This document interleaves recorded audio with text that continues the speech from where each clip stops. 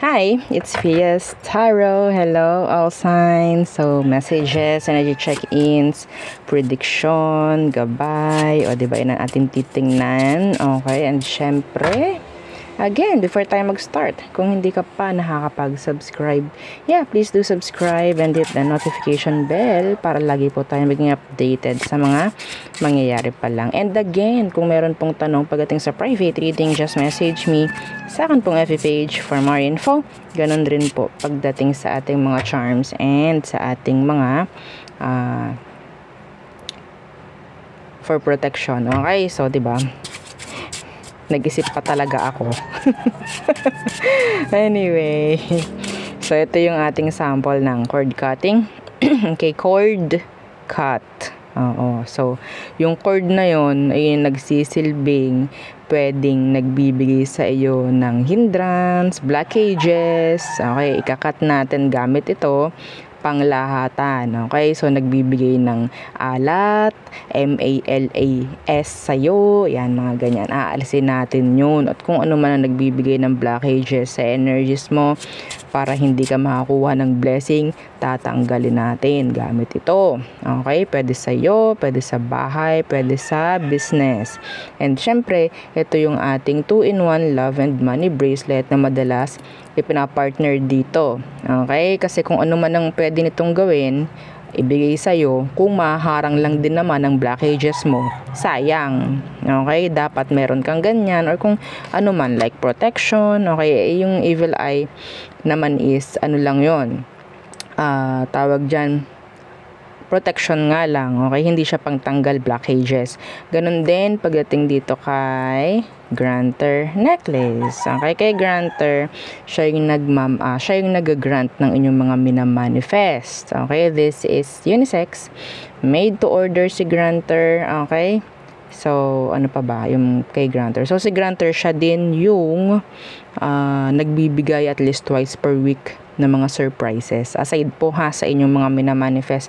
And ito naman, again, yung 2-in-1 natin, love and money bracelet, pwede mo tong gamitin kung lalaki ka, ilagay mo lang sa red pouch, wala namang problem doon. Okay, meron siyang citrine stone for, sabihin nating magandang flow ng money, kasi si citrine, siya yung money magnet, siya yung merchant stone na sinasabi. Okay, and syempre, meron tayong mga protection from evil eye. So ito yung ating sample sa ring. Yung ring natin is adjustable. Pwede mo siyang pasikipan at paluwagan. Okay, and meron din tayong necklace. So yung necklace natin is ganyan naman, simple lang. Okay, this is unisex po, no? Hypoallergenic, non-tarnish. And yung isa natin na yung bracelet. Okay, may adjustable, merong garterize, and for cleansing, meron din tayo yung ating selenite crystal and yung ating white sage. Magkasama na po yun, no? Para hindi na kayo maghahanap pa o maghihintay ng full moon. O, diba? Para lang ma-recharge yung inyong mga charms or crystals man. Okay, gagamitin nyo lang yun. So, let's start the reading. Again, kung may tanong po, message na lang po sa akin pong FB page for more info. Okay? So, air signs, Gemini, Libra, and Aqua. So, anong kailangan mong malaman? Air signs, Gemini, Libra, and Aquarius. The 6 of Spades. That's nice. Anong meron dyan? The 4 of Spades. Okay. Sa mga ginugusto mong mangyari sa buhay mo, okay, mas maganda, wag mong ipagsasabi. Marami ditong nakaabang para sirain ka. Okay? See? The 2 of Swords. The 2 of Spades. Energy yan ng being okay? Silent. Hindi ko ibibigay sa'yo. Hindi ko ipapaalam sa'yo. Avoiding kung sino man yung mga gustong makakita, makakuha, okay, ng energies or kung ano man ang meron. 6 and the 4 of Spades is the 10 of Spades. Ito siya, nasa unahan lang. Okay? So, hindi mo masisigurado kung sino ba ang pwedeng bumackstab sa'yo. Okay? So, what else? Diba dito may travel para makapagpahinga? The 5 of Hearts. And the 7 of Spades. Meron ditong pagod na pagdating sa emosyon. Meron ditong tawag dyan, yun nga kanina, nababackstab, na, ang tawag dito, na pagsisinungalingan. Oh yeah, that's the Ace of Spades in reverse. Anyway, humahawa sa kamay ko yung baraha bago pa. Okay, so I'm hearing somebody na pwedeng nagiging insensitive. Or maybe some of you, kung kailangan yung iwasan yon na maging insensitive. Iwasan. Okay, yeah. So, the Queen of Coins, may mga tao rin kasing sabihin nating may pinanguhugutan rin. Okay? Minsan kailangan din nating intindihin. Kung minsan parang makakapanakit sila sa emosyon mo, may chance kasi na pwedeng may pinanguhugutan, intindihin na lang natin. Hindi sa palagi, pero tingnan nyo na lang din yung sitwasyon. Okay? Again, the Queen of Diamonds and the 8 of Spades. 6, 7, 8. 10 of Clovers. May pending pagdating sa legal transactions. Ako nakikita dito may pendings, delays, if ever. Okay? Yung mga ipoprocess, I'm seeing here delays. Yeah, puro spades ka. Anong iniisip mo? Anong iniisip nyo, air signs? You're stressed. Ayan, no? Stress na stress ka na. May 10 of, flowers. 10 of clovers. It's like, ang heavy. Mag-cleanse kayo, air signs.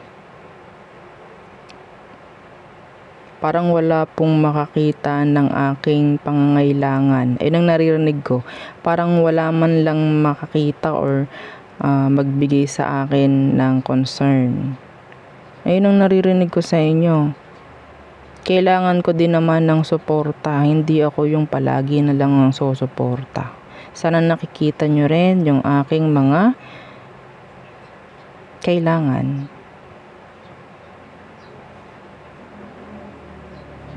Pero hindi nyo to sinasabi. You're just quiet. Waiting for somebody, for someone na makakakita nun. Okay. Anyway, pwedeng may ibang tao na ganun pagdating sa'yo. Next. Fire signs, Aries, Leo, Sag. So, what's for you? Fire signs. Fire signs. The two of spades and the 10 of diamonds. A decision pagdating po sa pamemera. Okay. So, hindi ko na para tingnan kung anong meron. Pero in general, may mga pagdedesisyon po pagdating sa pamemera or sa commitments.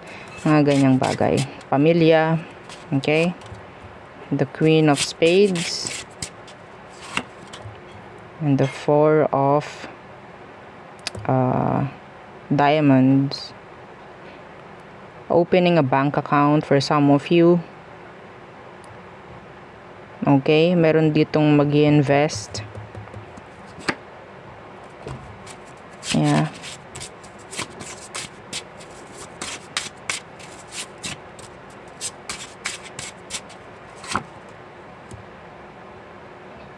Meron ditong hindi makapagdesisyon ng dapat pagdating sa pera. or talagang may decision lang talagang gagawin at hindi lang makapag-desisyon or makapagbigay ng kung ano mang talagang dapat gagawin. Ang nakuha ko dito, mayroon pong mga papeles ha. Pero bakit ganyan? Parang dinidelay or hinohold. Yeah, this is money.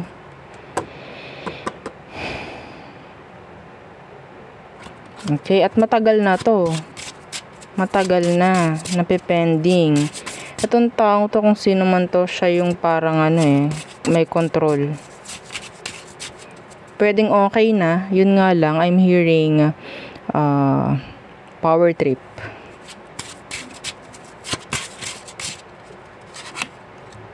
Okay, the 7 of spades. Yeah. This is somebody na pwedeng may nang-backstab or may nang loloko. Okay? Be careful, some of you po, pagdating po sa pamemera, baka po merong may maloko. Okay? Be careful. Yeah. The 4 of spades. Baka mamaya, ayan na naman ang mangyari, ayan na naman magbigay ng stress.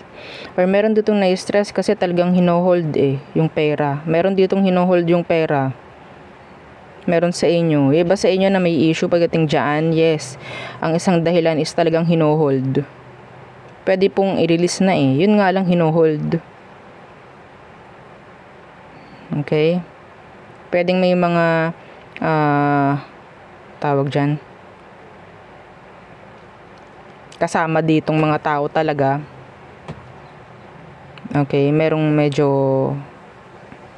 matanda-tanda na siya yung may power. Okay? At meron ditong parang sabihin nating younger.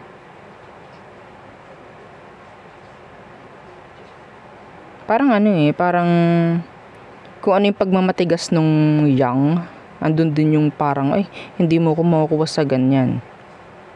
Kahit nagmamatigas ka. Parang may ganun mas maalam ako sa'yo. Parang ganun. This is BS. This is BS. Next, water signs. Okay, Cancer, Scorpio, Pisces. So, let's see. Let's see what's for our water signs. Water signs. Okay. The Queen of Diamonds.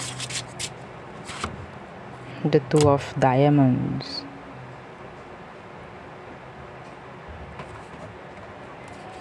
Anong uunahin? Meron ako dito nakikita. Anong uunahin? Ayun ang tanong. Anong uunahin ko? Anong mas kailangan? Parang may ganun. Parang may naninimbang. Parang may naninimbang dito.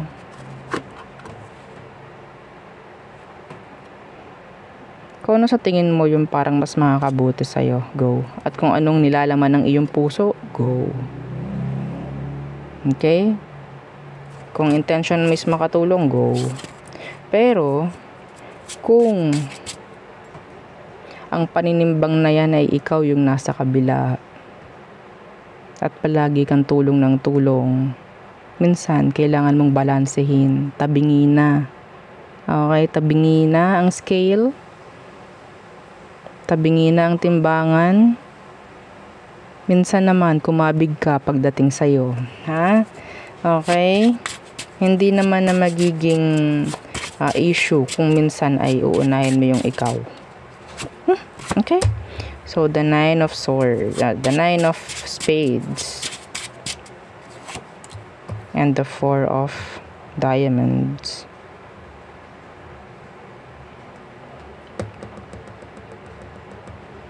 Somebody's thinking, overthinking. Meron nag-iisip sa'yo. Could be an air sign, an earth sign. May pagja-juggle na rin ako nakikita sa kanya. Because some of them, they need you. Yeah, and nagbibigay na din to ng burden sa kanya. May chance rin na Ito yung nahihirapan na nga and kailangan niya nang gumawa ng aksyon. Alam niyang kailangan na niyang gumawa ng aksyon para maibsan or malesen, no, kung ano man yung burdens na nasa kanya na ngayon. Okay, parang ganyan. So, parang maibsan-ibsan ng kauntian ang kanyang mga nararamdaman. Pero may pagja-juggle. I don't know why. 7 of Diamonds. The King of Clover. Oh, investing. Okay, some of you magbubukas ng business. Yeah, 10 of Diamonds. This is money, commitments. And I'm seeing here longevity. Long term for some of you. Okay? So, who you can trust? Who? Ikaw muna. Huwag muna kung sino-sino. Okay? Sarili mo lang muna ang pwede mo pagkatiwalaan sa mga panahong ito. Okay? Kung kaya mong magtiwala, go. Pero kung hindi, don't. Okay. So,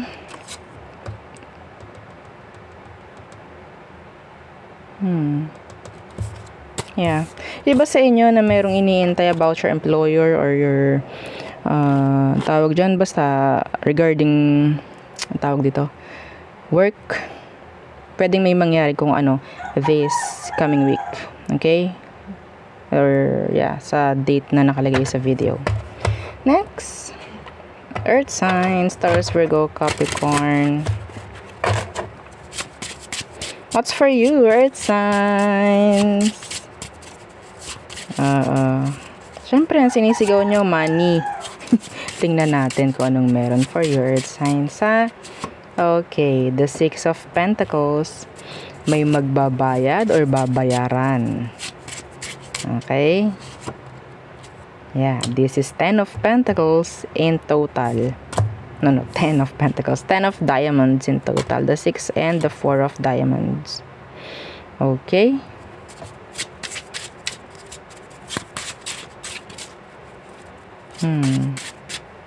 Money is coming. Earth signs, money is coming. 8 of Spades. Just give it a shot. May naririnig ako dun na give it a shot, give it a try. Kung ano yun, I don't know. Kung mayroon kang kailangang subukan at sa tingin mo naman is pwedeng makabuti, do it. 7, yeah, meron ka lang ginagawang rason para hindi mo gawin. Meron ka lang tinitingnan na rason para hindi mangyari, or yeah, I think this is like a blockage for some of you. Okay, hindrance. I don't know if this is talking about doubts mo lang, mga ganyan, pagdadalawang isip. Okay, the 6 of Spades.